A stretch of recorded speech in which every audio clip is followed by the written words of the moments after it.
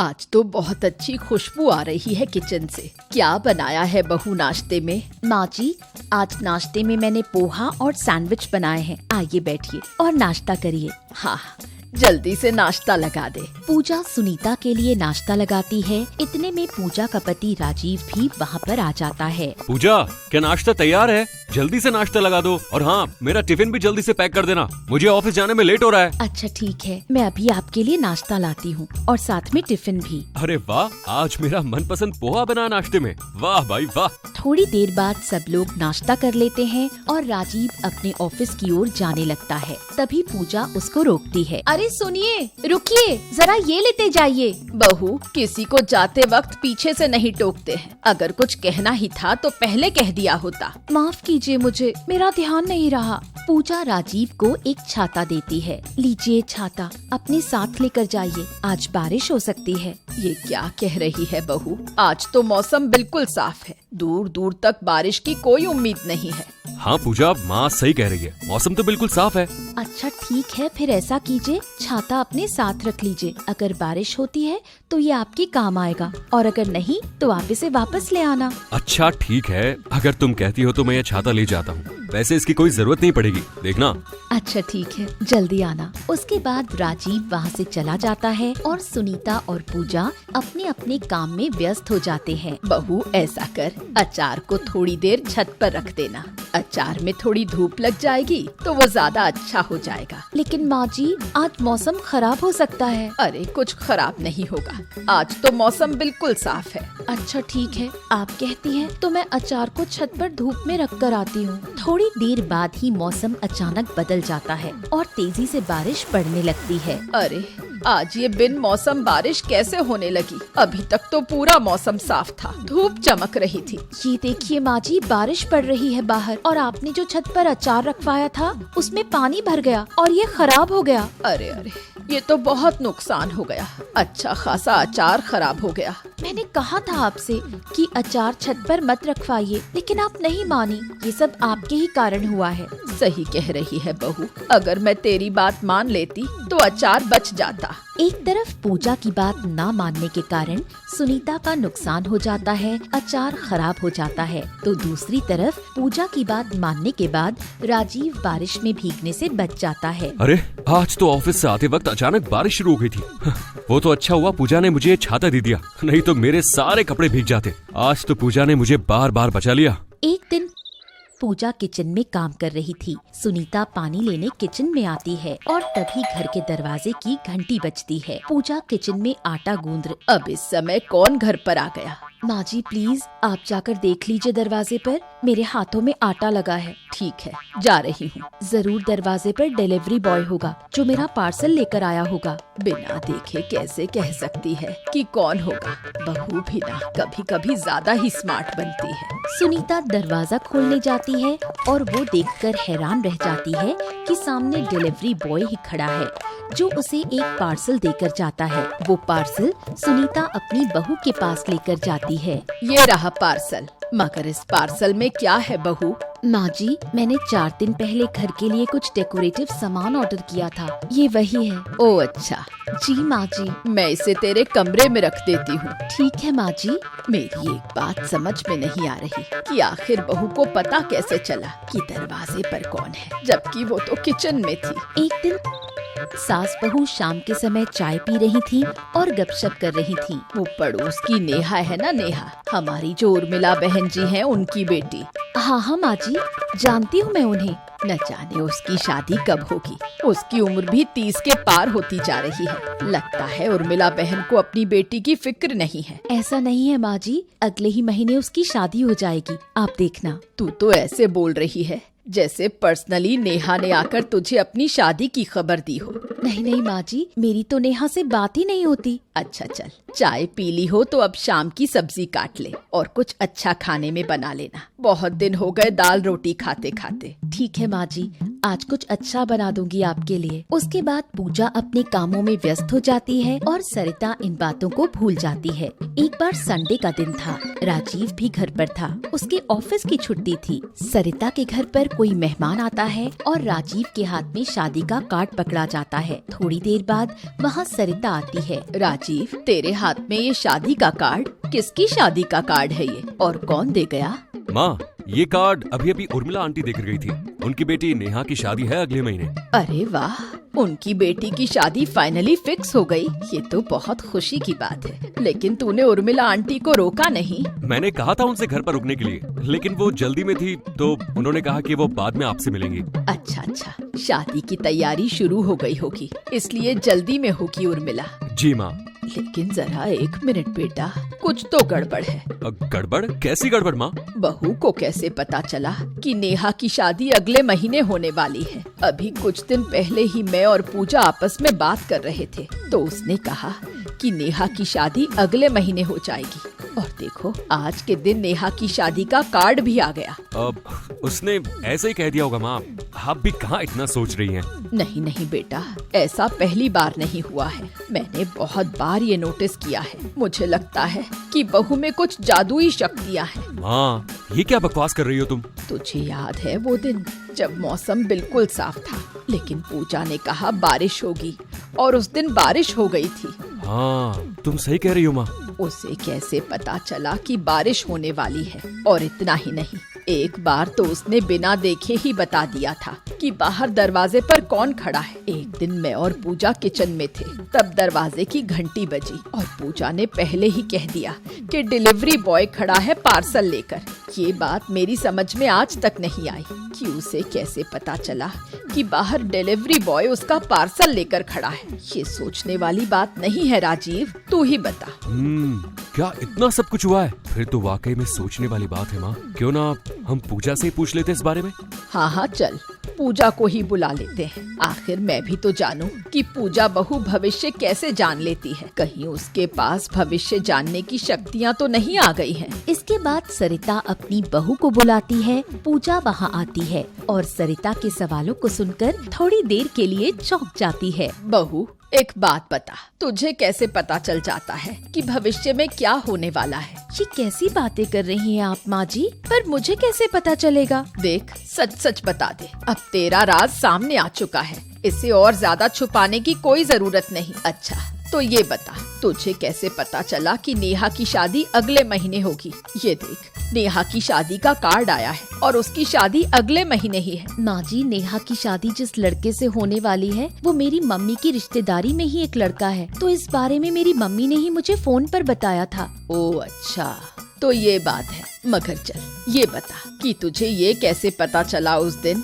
कि दरवाजे के बाहर डिलीवरी बॉय खड़ा है तेरा पार्सल लेकर? माँ जी, उसने सुबह ही मेरे पास फोन कर दिया था कि वो आज मेरा पार्सल लेकर आएगा, तो मैंने ही उसे दोपहर का टाइम दे दिया था, क्योंकि मुझे पता था कि दोपहर में हमारे घर कोई नहीं आता, इसलिए वही मेरा पार्सल लेकर आया होगा। अरे तो ये बात थी। अच्छा चल, इसे भी जाने दे, लेकिन तुझे उस दिन कैसे पता चला कि बारिश होगी जबकि मौसम बिल्कुल साफ था? अरे माँ जी, उस दिन तो राजीव जी ने कमरे में टीवी खुला छोड़ दिया था। टीवी में न्यूज़ चल रही थी जिसमें मौसम के बारे में बताया जा रहा था। मैंने काम करते करते वहीं से सुन लिया था कि आज मौसम बिगड़ने वाला है और बारिश की संभावना है, इसलिए मैंने राजीव जी को छाता साथ ले जाने के लिए कहा था। लेकिन आज आप मेरे से ये सब सवाल क्यों पूछ रही हैं? क्योंकि माँ को लगा कि तुम भविष्य जानने लगी हो। अब तो सब क्लियर हो गया ना माँ? हाँ बेटे, मैं भी न जाने क्या क्या सोचने लगी थी। वैसे माँ जी, आप गलत नहीं थी। मैं भविष्य बता सकती हूँ, जैसे कि आज की सब्जी आपको बेहद पसंद आने वाली है और आप खाना खाते खाते उंगली चाट जाएंगी। और ये भविष्यवाणी सच होगी, इसकी गारंटी तो मैं ले सकती हूँ। और मैं भी। रो मत अंजलि, अब तुम्हारे कंधों पर तुम्हारी खुद की और तुम्हारी बेटी की भी जिम्मेदारी है। अतुल तो चला गया, लेकिन अब रीना को बड़ा तुम्हें ही करना होगा। यही तो मेरे जीने का सहारा है। अब लेकिन अब मैं क्या करूं? इतनी छोटी बच्ची को लेकर कहाँ जाऊं? घर कैसे चलाऊं? तुम अपने मायके नहीं जा सकती? नहीं, मैंने अतुल से भागकर शादी की थी, इसीलिए मेरे घर वालों ने मुझसे सारे रिश्ते तोड़ दिए हैं। ये घर भी किराए का है, मकान मालिक को किराया कैसे दूंगी? मैं जिस बस्ती में रहती हूँ वहाँ तुम कम किराए में छोटे से घर में रह सकती हो, और वहाँ बड़ी बड़ी बिल्डिंग है। वहाँ मेरे जैसे तुम्हें कोई ना कोई काम मिल जाएगा। अगर चाहो तो मैं अपने चौल के मालिक से तुम्हारे बारे में बात करती हूँ। तुम्हारे बारे में जानकर शायद वो किराया थोड़ा और कम कर दे। हाँ, अंजलि एक विधवा थी। कुछ ही दिन पहले उसके पति अतुल का देहांत हुआ था और अब अपनी 1 साल की बेटी के साथ घर की जिम्मेदारी भी उस पर आ गई थी। उसकी सहेली रेखा के कहने पर वो रेखा के चौल में रहने लगती है। एक दिन अंजलि, सामने वाली बिल्डिंग में 2 घरों में बर्तन और लादी पोछे का काम है, पैसे भी अच्छे मिल रहे हैं।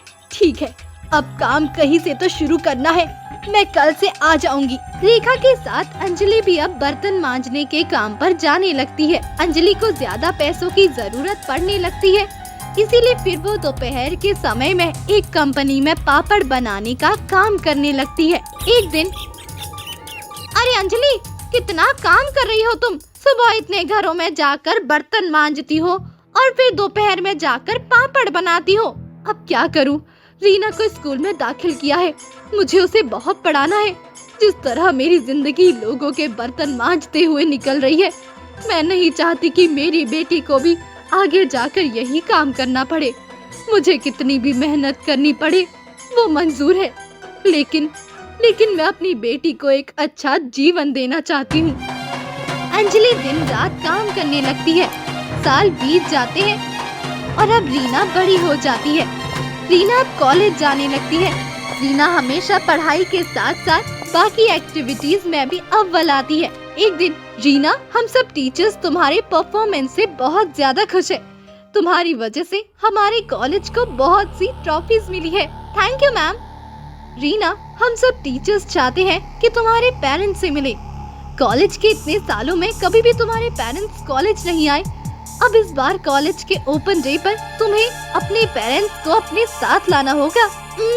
एक्चुअली मैम, और मेरे पेरेंट्स कुछ दिनों के लिए आउट ऑफ टाउन गए हैं, अभी वो ओपन डे पर नहीं आ सकते। मैं किसी और दिन उन्हें लेकर आऊंगी, पक्का। रीना अपनी टीचर से बहाना बनाकर उनके कैबिन से बाहर आती है। दरअसल रीना को अपनी माँ लोगों के घर जाकर बर्तन मांजती है, ये सबको बताने में शर्म आती है। वो जिस जगह पर रहती थी वो भी एक छोटी सी बस्ती थी। उसे अपने दोस्तों को वहाँ ले जाने में बहुत शर्मनाक लगता था। एक दिन, अरे रीना बेटा, अब तो तुम्हारी पढ़ाई खत्म हो रही है, तो आगे क्या करने का सोचा है? सोचना क्या है, मैं तो एक अच्छी सी जॉब देखूंगी। हाँ, ये ठीक है, यही पास में तुम्हें कोई नौकरी मिल जाएगी तो अच्छा होगा। यहाँ नहीं माँ, मैं इतना पढ़ रही हूँ, वो क्या इस बेकार बस्ती में रहने के लिए? मैं तो दूसरे बड़े शहर जाऊंगी, अपने सपनों की दुनिया में। मैं नहीं रहने वाली इस छोटी सी बस्ती में। ऐसा नहीं कहते बेटा, हमारे मुश्किल समय में इसी बस्ती ने हमें सहारा दिया है। हम कितने भी बड़े क्यों ना हो जाए, लेकिन हमारा अतीत कभी नहीं भूलना चाहिए। माँ, ये सब बातें किताबों में अच्छी लगती है, प्रैक्टिकल जिंदगी में नहीं। कुछ दिनों के बाद रीना एक बड़ी कंपनी में इंटरव्यू देती है और पास भी हो जाती है। उसे बहुत अच्छी नौकरी मिलती है। अंजलि खुश होकर पूरे बस्ती में मिठाई बांटती है। बहुत बहुत बधाई हो अंजलि, तुम्हें बहुत बहुत बधाई। आज तुम्हारे इतने सालों की मेहनत का फल मिल ही गया तुम्हें। हाँ, तुम्हारी बेटी ने तुम्हारा नाम रोशन कर दिया।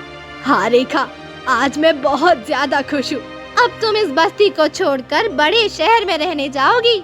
नहीं रेखा मौसी, माँ मेरे साथ नहीं जा सकती। कंपनी का रूल है कि कोई भी नया एम्प्लॉय अपने परिवार को साथ नहीं रख सकता। उन्होंने जो फ्लैट दिया है उसमें मेरे साथ काम करने वाली दूसरी 2 लड़कियां रहेंगी।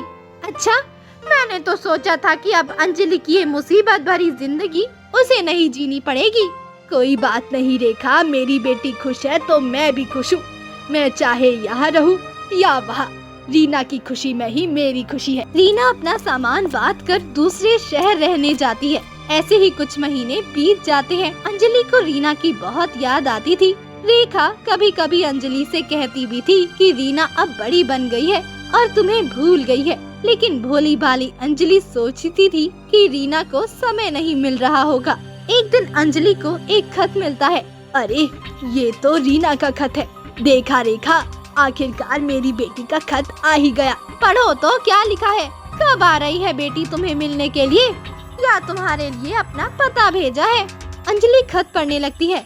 माँ, मैं शादी कर रही हूँ मेरे ही ऑफिस में काम करने वाले आशुतोष के साथ। हम दोनों एक दूसरे से प्यार करते हैं। आशुतोष हमारी कंपनी का मैनेजर है, लाखों कमाता है। हमने शहर में एक बड़ा घर भी खरीद लिया है। शादी रजिस्टर करने वाले हैं ताकि खर्चा कम कर सके। लोगों को बुलाकर उन्हें खाना खिलाने से अच्छा वो पैसा हम अपने भविष्य के लिए रखे। शादी की तारीख नीचे लिख रही हूँ। अंजलि खत पढ़कर चुप हो जाती है। शादी की तारीख चले जाने के बाद अंजलि को खत मिलता है। ये क्या बात हुई भला, बेटी के जिंदगी का इतना बड़ा दिन और उसकी माँ की हाजिरी नहीं है। अरे खत भेजना ही था तो पहले भेज देती, बाकी सबको नहीं, लेकिन तुम्हें तो समय पर बुलाना चाहिए था ना। उस दिन तुमने सही कहा था रेखा, रीना बड़ी बन गई है, अमीर बन गई है ना। अब उसे अपनी गरीब माँ पर शर्म आती होगी।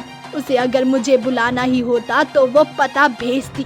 इस खत में शादी का सिर्फ जिक्र किया है, पता नहीं लिखा। मेरी इतनी सालों की मेहनत बेकार हो गई। जिस बेटे के लिए मैंने अपनी पूरी जिंदगी लोगों के बर्तन मांजे, इतने पापड़ बेले, उसी बेटी को अपनी माँ को शादी में बुलाने से शर्म आती है। रीना का खत पढ़कर अंजलि बहुत दुखी हो जाती है। एक दिन अंजलि अपना काम करके लौट रही थी, तब एक आदमी अपनी गाड़ी से नीचे उतरता है। उतरते समय उसका वॉलेट उसके जेब से गिरता है। ये देखकर, अरे साहब साहब, ये लीजिए, आपका बटुआ नीचे गिरा था। अरे थैंक यू माँ जी, मेरा ध्यान ही नहीं था। एक्चुअली शहर में किसी काम से आया हूँ और पता ढूंढ रहा हूँ, उसमें कब बटुआ गिर गया पता ही नहीं चला। आप मुझे बता सकती हैं ये कहाँ का पता है? अंजलि आशुतोष को पता बताती है और चली जाती है। ये आशुतोष वही था जिससे रीना ने शादी की थी। दोनों भी एक दूसरे को नहीं पहचान पाए। कुछ महीनों के बाद रीना को पता चलता है कि उसकी दोनों किडनियां डैमेज हो गई है। फिर रीना, डॉक्टर ने जल्द से जल्द हमें किडनी डोनर ढूंढने को कहा है। तुम्हें एक भी किडनी मिल जाए तो तुम बच सकती हो। तुम्हारे ब्लड रिलेशन में कोई ऐसा है जो तुम्हें किडनी दे सकता है? रीना कुछ देर सोचती है। हाँ, मेरी माँ मुझे जरूर अपनी किडनी देगी। तुम्हारी माँ? लेकिन आज तक तो तुमने कभी अपनी माँ के बारे में कुछ बताया नहीं। हाँ, वो माँ हमेशा काम सिलसिले में एक शहर से दूसरे शहर जाती रहती है, इसीलिए मैं तुम्हें कभी उनसे मिलवा नहीं पाई। ड्राइवर को भेजती हूँ माँ को लाने के लिए। अगले दिन रीना का ड्राइवर अंजलि के पास आता है। वो रीना के हाथ में कुछ थैलियाँ देता है और रीना का एक खत जिसमें लिखा हुआ था कि ये नई साड़ी और गहने पहन कर आना। रीना का खत और गाड़ी देखकर अंजलि अब भूल जाती है और बहुत खुश होकर रेखा के पास आती है। रेखा, देखो, आखिरकार मेरे प्यार की कीमत रीना को समझ आई। उसने गाड़ी भेजी है मुझे लेने के लिए, और देखो नई साड़ियाँ और गहने भी भेजे हैं। हम बेकार में ही उसे गलत समझ रहे थे। तुम जैसा समझ रही हो वैसा ही हो तो अच्छा ही है बहन अंजलि, लेकिन फिर भी तुम चौकन्नी रहना। अंजलि नई साड़ी गहने पहनकर गाड़ी में बैठती है। अंजलि रीना के घर पहुंचती है। रीना को सामने देखकर अंजलि को बहुत खुशी होती है। रीना बेटी, कितने महीनों के बाद देख रही हूँ तुम्हें, कैसी हो तुम? अंजलि के पीछे से आवाज आती है। रीना ठीक नहीं माँ जी। अंजलि पीछे मुड़कर देखती है तो उसके सामने आशुतोष खड़ा होता है। आप तो उस दिन मुझे मिली थी, बहुत थकी हुई थी, फटी हुई साड़ी पहनी हुई थी। अंजलि और रीना को अब कुछ समझ नहीं आता कि क्या कहे। फिर रीना कहती है, माँ, मुझे तुम्हारी जरूरत है। मेरी दोनों किडनियाँ खराब हो गई है। अब अगर मुझे किडनी नहीं मिली तो मेरा बचना मुमकिन नहीं है। मुझे तुम अपनी किडनी दोगी ना? अपनी बेटी के लिए तुम इतना करोगी ना? मुझे विश्वास है। अब अंजलि को समझ आता है कि रीना ने वो साड़ी, गहने और गाड़ी क्यों भेजी थी।